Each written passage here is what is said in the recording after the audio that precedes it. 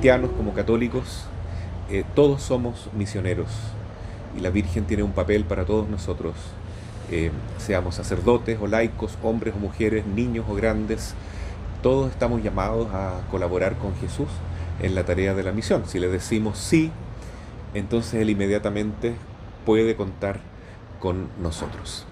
Eh, bueno, en Fátima tuvimos una experiencia muy bonita en la casa de Jacinta Marto, que es la familiar directa de Santa Jacinta Marto y San Francisco Marto.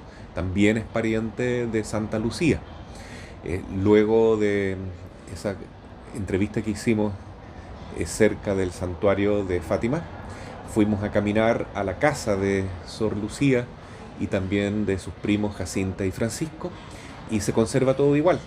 Es muy bonito estar ahí y ver esa humildad, esa pobreza con que vivían, pero al mismo tiempo cómo se notaba el amor y el ambiente de espiritualidad en familia, ¿no? Como iglesia doméstica en que vivían estas personas, ¿no? Estos niños en Fátima en aquella época, 1917. Hemos caminado también cerca del lugar donde se apareció el ángel a los niños en el año 1916 para preparar lo que fue la manifestación de nuestra Madre, Nuestra Señora del Rosario de Fátima. Y nos impresionó mucho todo lo que el ángel de Portugal enseñó y mostró a los niños para prepararlos a ese gran evento. Eh, bueno, voy a preguntarle entonces a las hermanas que me acompañan cuál es la impresión o cuál es la enseñanza que han podido captar de todo lo que hemos vivido para compartirlo con ustedes.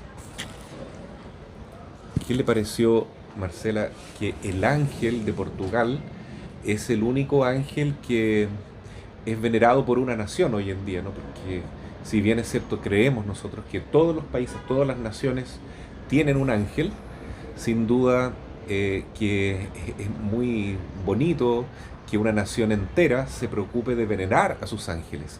Y yo no conozco otro país actualmente fuera de Portugal que tenga cofradías, procesiones y una gran devoción popular al ángel de la guarda de Portugal.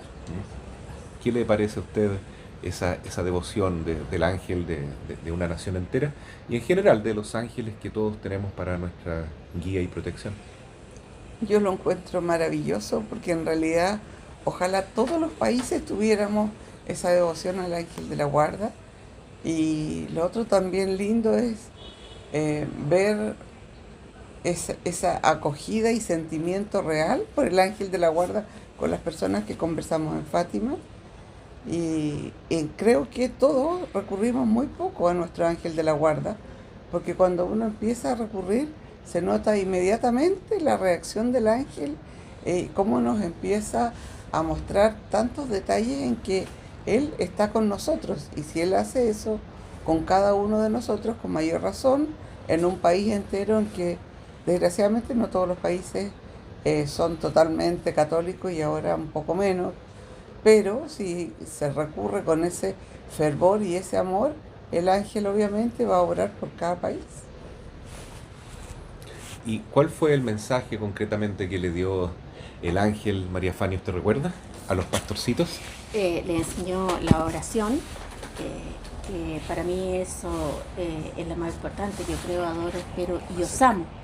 Entonces esa oración que entregó, creo que lo define entero, lo que un ángel quiere para nosotros.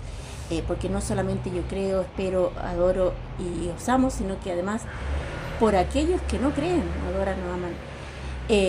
Y esa es la tarea que creo que el ángel también entregó. Que nuestra tarea, y lo conversamos en algún momento, nuestra tarea no es ser solamente creyentes, no es solamente rezar, sino que estar preocupado por el que no lo hace, por aquel que está en peligro, su alma está destruida por muchas razones, ya sea quiera no, digamos, no sea de forma personal o sino por otros. Por eso tenemos que rezar. Yo creo que esa paz que entregó el ángel en Fátima es lo que nosotros tenemos que entender, eh, porque ese ángel es el ángel de la paz. Eso es lo que trae paz al mundo, a nuestras familias, a nuestras casas, a nuestro entorno. El creer, adorar, esperar y rezar por aquellos que no creen. Para mí ese fue el mensaje. En realidad era muy bonito poder conocer el camino que recorrían los pastorcitos prácticamente todos los días para llevar las ovejitas de ese villorrio de Fátima. Eh, y el camino estaba lleno de olivos, ¿no es cierto? Recuerdan que ese tiene que haber sido el paisaje en aquella época también. Y cómo el ángel se le presenta en medio de este camino a los niños y les enseña a orar esta bellísima oración. Y luego se le presenta por segunda vez en el pozo. ¿Ya? La segunda aparición del ángel fue en un pozo que está ahí cerca de la casa de los niños. Y el ángel ahí los corrige, les dice, ¿por qué están jugando? ¿Por qué están perdiendo el tiempo? Si lo que hay que hacer en este mundo es orar sin parar, pedir por la conversión de los pobres pecadores y para que también nosotros podamos reparar el corazón de Jesús y el corazón de María y prepararnos para comulgar con más fervor y con más amor. Entonces pónganse a rezar, dijo el ángel, y así lo empezaron a hacer los niños, a rezar con más devoción. Eh, ¿Qué piensa usted, eh, Andrea María, sobre esta devoción que el ángel de Portugal le pide a los niños que tengan acerca de la Eucaristía? ¿Por qué es tan importante la devoción eucarística en orden hacia a reparar, a consolar los Sagrados Corazones? Y cómo el ángel indujo a los niños o los instruyó para que tuvieran más devoción eucarística que antes. ¿Qué le pareció esa parte de la historia de Fátima? A ver, yo encuentro que esa parte de la comunión, porque lo hizo comulgar el cuerpo del Señor, y también a los dos pastorcitos menores, tomar la sangre de Jesús en reparaciones. ¿Cómo era? Por los... Era... Por los pecadores, ¿no es cierto? Y para reparar los corazones de Jesús y María. No me acuerdo la palabra, pero es para que tuvieran siempre al Señor en ellos. Y como se iban a ir antes, los dos hermanos, y eran tan chiquititos, el horror que vieron de ver el infierno. Y claro, y ahí dijeron, no podemos perder un segundo en reparar los corazones y en pedir perdón. Esa oración es crucial. Pero sí, claro, rezarla con el corazón y con todo el ser por los demás y por uno. Quisiera preguntarle ahora a Marcela María qué impresión le causó ese contacto tan cercano que tuvimos con Jacinta Marto, que es una sobrina bisnieta de San Francisco y Santa Jacinta Marto. Nos tocó la dicha de alojar en la casa de ella, que en realidad es un hotel para acoger a los peregrinos, y que da tanta importancia a la Santa Misa, ¿no es cierto? Tiene 2 capillas en su casa con 2 imágenes preciosas de la Virgen de Fátima. Muchas personas se han convertido ahí, matrimonios que han salvado su vida matrimonial en ese hotel, porque hay mucha oración ahí. Y esta persona, a pesar de que tiene esa riqueza, digamos, en lo material, en lo humano, porque cuenta con 2 hoteles en su haber, pero sin embargo ella demuestra ser una persona muy espiritual, que no está tan apegada a lo material. Para ella lo principal es la fe, la misa, y tiene muy muy claro qué significa el mensaje de Fátima hoy en día, es decir, que la Iglesia está pasando por grandes tribulaciones y que tenemos que orar mucho por el Papa, orar por los sacerdotes, orar por los fieles cristianos para que nos mantengamos firmes en la fe y en el magisterio, y también pedir por los que están más apartados, ¿no? de la verdadera fe y del verdadero camino. ¿Qué le pareció, Marcela María, este encuentro con Jacinta? Su sonrisa, su ternura, su sencillez y, y la dicha que teníamos en el fondo de estar compartiendo con esta familia portuguesa que ha sido tan bendecida por el Señor, que ha tenido esta manifestación mariana tan particular. La verdad es que fue una grata sorpresa a Jacinta.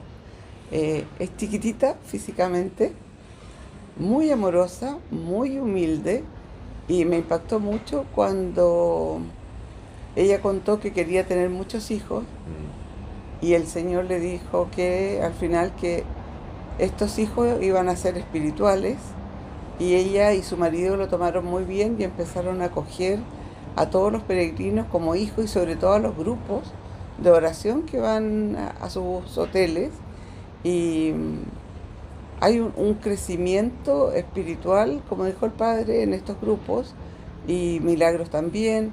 Entonces, verla a ella con la sencillez que relataba todo lo de su vida, cómo contaba la desilusión de no ser mamá físicamente, pero la alegría de ser mamá espiritual y de tantos. Eso realmente me impactó mucho. Y su marido igual, muy amoroso. Y ella, o sea, para mí fueron totalmente escogidos desde el cielo para esta misión. Y también me llamó mucho la atención, me gustó que dijo que su mamá le dijo, lo importante no es los hoteles que te heredo, sino la fe y seguir todo lo que la Virgen dijo a los pastorcitos. Eso es lo único importante que te vas a llevar al cielo. Y ella lo ha seguido al pie de la letra. Lo encontré, pero maravilloso, porque realmente hay muchas personas que el dinero los absorbe y la parte espiritual la van dejando de lado. Ella misma contó que familiares de ella no están así cercanos, pero ellos viven la fe, vibran con la fe y la pueden comunicar, transmitir con tanto amor que eso me dejó con el corazón muy contento. Y el testimonio que ella da es muy fuerte porque yo creo que ella lo dice públicamente a varios peregrinos. Es porque, claro, como querían tener hijos y Dios les prometió muchos hijos a través de una profecía, pero no eran hijos biológicos, no tuvo ningún hijo con su marido, el Nuno, sino solamente hijos espirituales. Y ellos tienen ese cariño tan grande por estos niños que vienen de Guinea, que ellos acogen, a los peregrinos, como contaba Marcela María. Pero al principio fue muy doloroso no poder tener hijos y aceptar la voluntad de Dios. ¿Ya? Entonces uno ve cómo a cada persona Dios la enriquece con algunos dones y le pide también algunas pruebas, porque todos hemos de vivir la cruz que tenemos que vivir para nuestra santificación y para nuestra propia purificación también. Pero al aceptar la voluntad de Dios con ese grado de confianza, de abandono, se nota que ellos lograron la verdadera alegría. Ahora, volviendo ya a Roma, que estamos acá, podemos pensar lo siguiente, que no todos tienen la oportunidad de ser descendientes de santos o de personas que han visto directamente a la Virgen en apariciones aprobadas por la Iglesia, pero sí todos podemos tener una gran devoción a los santos, porque somos todos miembros de la familia de Cristo, que es la Iglesia. Y hay una persona aquí que le encantan las reliquias, ¿no es cierto?, que es María Fanny, que me dio tanta risa ayer cuando llegamos a la iglesia de los pasionistas, porque una señora nos atendió y nos preguntó qué quieren, y ella dijo, reliquias, claro. Entonces yo le pregunto a María Fanny, ¿por qué es tan importante que uno tenga una reliquia de algún santo, aunque sea de tercer grado, ¿no? Las reliquias de tercer grado son aquellas que tocaron vestimentas de santos. Las reliquias de segundo grado son aquellas que son, por ejemplo, las mismas vestimentas de los santos, o algo que tocó una reliquia de primer grado, que significa algo del cuerpo del santo, ya sea un hueso, el pelo, o el cuerpo incorrupto en algunos casos, ¿no? Entonces, ¿por qué para María Fanny es tan importante tener estas reliquias y que ojalá muchos sacerdotes conserven estas reliquias y ya sea para su protección o para su apostolado, siempre confíen en ellas? La verdad que es porque nosotros vivimos en una comunión, que es común unión, y la unión es con los santos intercesores, y quien cree, sabe, siente que efectivamente nuestra oración es escuchada, hay que entender y creer en esta intercesión de santos. Si los santos están para eso, para ayudarnos, para apoyarnos, hay santos que hacen un mayor bien a la iglesia y a cada uno de los devotos desde el cielo. Quizás no tanto, y puede que ni siquiera hayan sido tan conocidos en la tierra, pero en el cielo sí. Y ahí nos damos cuenta que en este viaje, ¿no es cierto?, se han presentado, hemos rezado por aquellos santos que hemos podido intercesión, bueno, y aparecieron las reliquias de esos santos. Rezamos por otro santo y aparecieron otras reliquias de ese santo. Y llegamos a tal parte y ahí estaban las reliquias de esos santos. Entonces, y además hemos repartido, porque y esto es una de las cosas que uno debe de entender, que la oración es escuchada. Siempre nuestra oración es escuchada. Porque nos subimos a un taxi y resulta que eran misioneros de China. Fuimos a conversar con un mozo y pidiendo la sanación o la intercesión de San Charbel. Y ahí uno se da cuenta que uno no está solo. Tener los amigos en la tierra es sumamente importante, especialmente aquellos que rezan el rosario, pero tenerlos en el cielo, o sea, es muchísimo, muchísimo mejor cuando uno tiene la seguridad que esos amigos que interceden están al lado de nosotros. El Señor permite que a través de ellos nosotros nos demos cuenta que somos escuchados. Hay sin duda muchos santos que hemos podido encontrar acá y conseguir sus reliquias, ¿no? No los vamos a nombrar todos, pero usted, María Fanny, estuvo como muy interesada en acercarse más a la espiritualidad de Santa Brígida, hasta el punto que estamos alojando ya un par de noches en el convento de Santa Brígida. ¿Qué impresión le ha causado a usted de estar acá en Santa Brígida? ¿Y por qué para usted es tan importante la devoción a Santa Brígida? Luego le pregunto a Marcela María si quiere contarnos qué piensa usted que ha pasado en estos días que hemos recorrido aquí y que el Señor ha estado obrando con las hermanas, que no son pocas, son más de 30 hermanas que viven en este convento. Sí, efectivamente me encanta esta amistad con Santa Brígida, porque ella tenía un amor profundo para acompañar a Dios, a Jesús en su pasión. Y esas oraciones de 12 años que son justamente para eso, para acompañarla en cada uno de los sufrimientos de ella, son unas oraciones que duran 12 años, yo estoy en el quinto,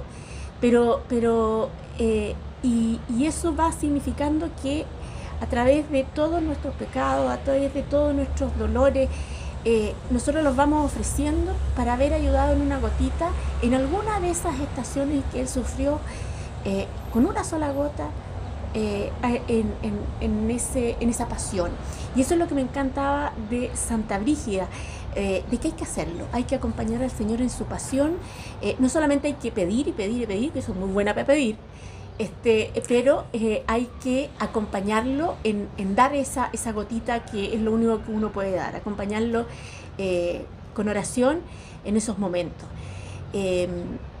Santa Brígida, yo creo que logró, y fue ella la que logró que nosotros estuviéramos aquí y recibir todas las gracias que hemos recibido, que quizás algún día tendremos más tiempo para explicar todo lo que ha pasado en este convento, en la casa de Santa Brígida, pero creo por la reacción de todas las hermanas que están aquí, que ellas estaban esperando que viniéramos, con el sacerdote que vinimos, con las laicas que vinimos, porque se nota en todo lo que ha pasado que el Señor estaba esperando que viniéramos a acompañarlo aquí en la casa de Santa Brígida.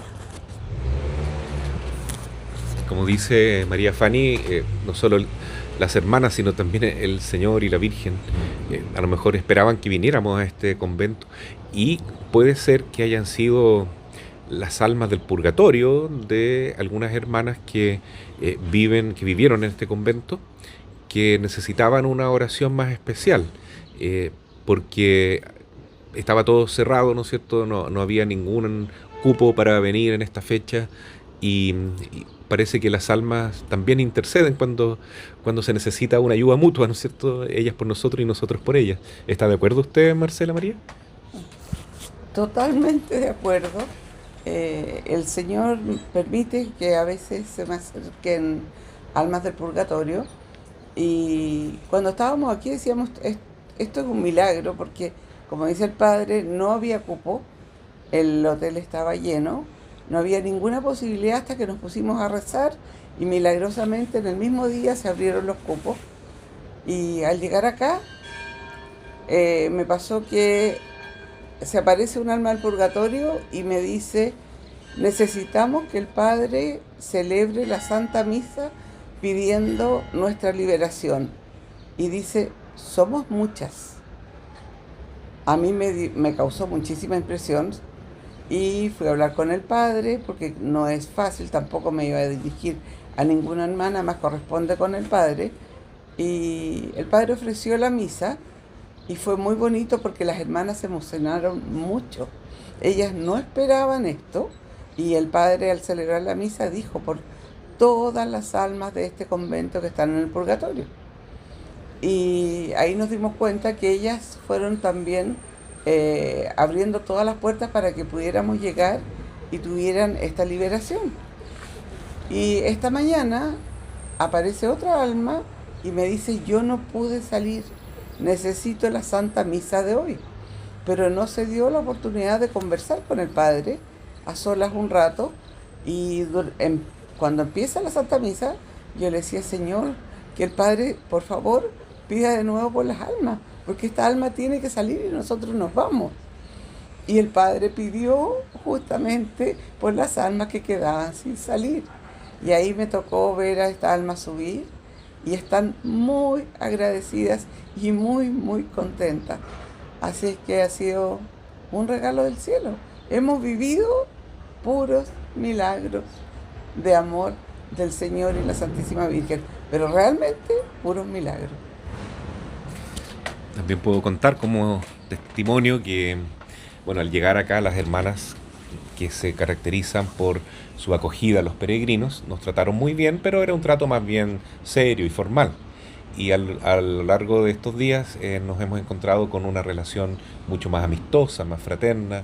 También ellas han pedido mucho que recemos por ellas, bendiciones especiales, bendición de la salud, exorcismos menores, también sobre todo la Santa Misa ofrecida por intenciones de sus parientes, de sus seres queridos que ya partieron, y están muy, muy agradecidas por las almas que por las cuales se rezaron las misas, y que probablemente están en el purgatorio o bien ya están en el cielo.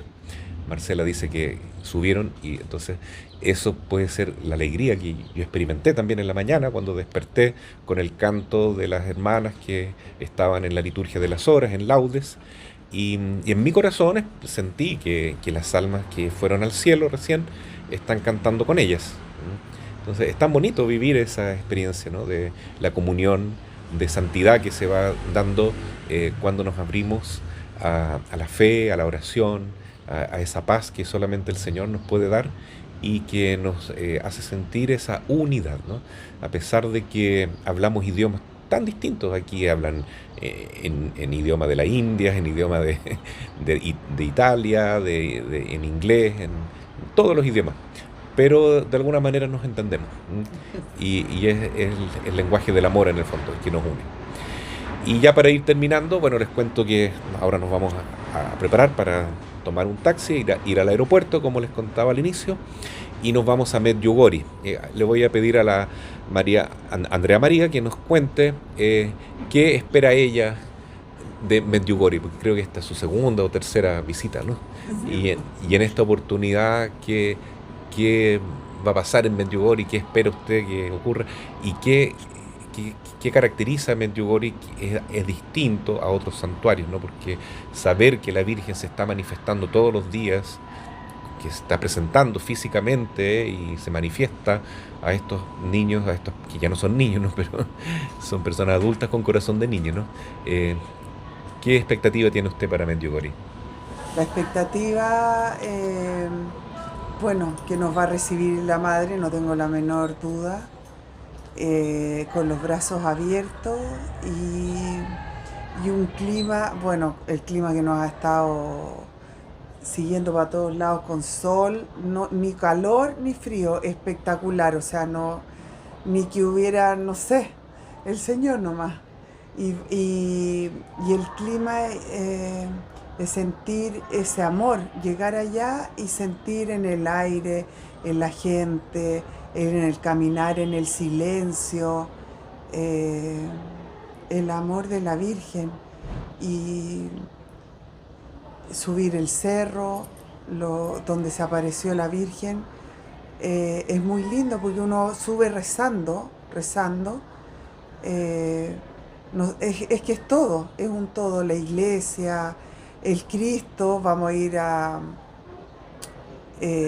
donde el Cristo resucitado, que exuda un líquido que eso sana, así que eso vamos a llevar de regalo que en este momento hace mucha falta en todos lados, en sanación, el confesionario, la iglesia, las misas son de muchos sacerdotes. Vamos a estar alojando en la casa Miriana, Marilla. La vamos a conocer, no sé, y lo que quiera la Virgen nomás, que nos querrá decir en cada corazón, como lo ha hecho en este viaje. Eso. Muchas gracias por habernos acompañado en esta peregrinación y cuando estemos en Medjugorje quisiéramos volver a tener otra conversación para compartir con ustedes esta peregrinación santa a los santuarios marianos. Dios los bendiga.